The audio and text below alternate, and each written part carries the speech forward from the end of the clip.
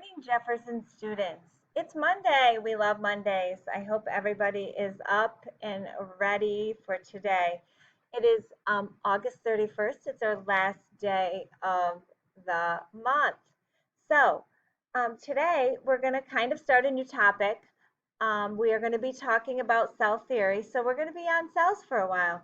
So, it's really kind of exciting. I would like everybody to look at the image that we have on the screen. What do you think that is? A long time ago, we didn't have microscopes, so um, we could only guess what was inside of our skin, what was inside of a plant, what was inside of really anything. We just did not have the technology. So, what that is cork. It's the inside of cork. Cork's something you can put in certain bottles. And it was really the first time we were able to look at images. Robert Hooke looked inside of cork cells for the first time, and he is the one scientist that's responsible for the word cell. He saw these little boxes inside of a cell. So today we're going to focus on the scientist that really helped us develop the cell theory. The cell theory has three parts to it. The first one is all living things are made of cells. Cells are the basic unit of structure and function in all living things. And the third part of the cells are that all cells are produced from existing cells. So that is the three parts to the cell theory, but there were many scientists that helped us develop this cell theory.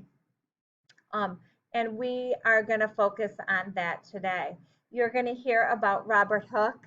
You're going to hear about von Leeuwenhoek and how important the microscope was. You're going to hear about Schleiden and Swan and their plants and animal cells they developed. And then you're going to hear about Virchow, who was the last guy to help us with the cell theory. So the first thing you're going to do today is watch our wacky cell theory videos. And it truly is one of my favorite videos that we watch all year. So please make sure you watch it. It's really good, and it's going to help you remember the scientists that are involved in the cell theory. We're doing something new today. We're bringing out Cami. So we have a self-guided note-taking that we are going to do today with the scientists. So you go down right here and grab it. I have it up already. It looks like this. Cell theory, that would be the first page. The second one is right here. And the third page is right here. The fourth page is right here. And I have a box I need to type in. Everywhere you see a white box, you need to be typing in it. So you go over here, grab a text box, and you type in the text box. So you work your way through that. Okay, and when you're all done, you need to turn it in. You're going to come up here and you're going to, my recording box is in the way, so I'm going to move you over to here.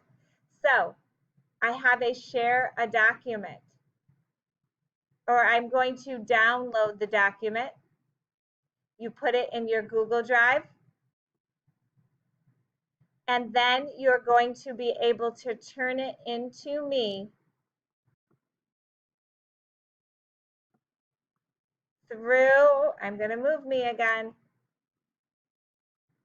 You're going to be able to turn it here in an activities under assignments, and it's going to go, we're opening, and it's going to go right here under self theory guided notes.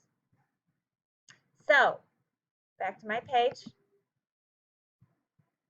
The first thing you're going to do is remember, watch that cell theory video. It's kind of funny.